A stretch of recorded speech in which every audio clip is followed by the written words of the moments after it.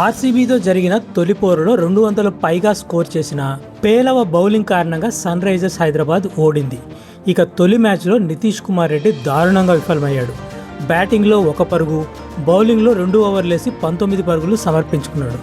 దాంతో నితీష్ కుమార్ రెడ్డిపై తీవ్రమైన విమర్శలు వచ్చాయి. దండగన్నారు. కూరలో కరివేపాకు మాదిరి తీసేయండంటూ కామెంట్స్ చేశారు.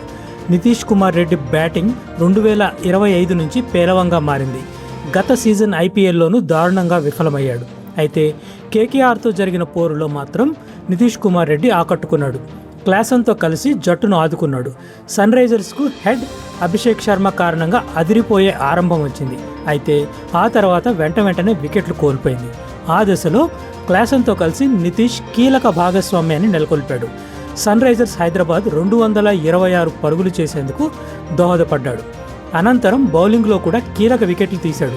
రింకు సింగ్, అనుకూల్ రాయ్ వికెట్లను తీసి సన్ రైజర్స్ను ముందంజలో నిలిపాడు. ప్లేయర్ ఆఫ్ ద మ్యాచ్గా నిలిచాడు. నితీష్ కుమార్ రెడ్డిపై ఇప్పుడు చాలా బాధ్యత ఉంది. ఈ ఐపీఎల్ నితీష్ కుమార్ రెడ్డికి చాలా కీలకం.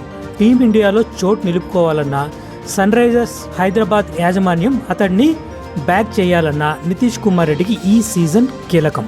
Keep it up Nitish.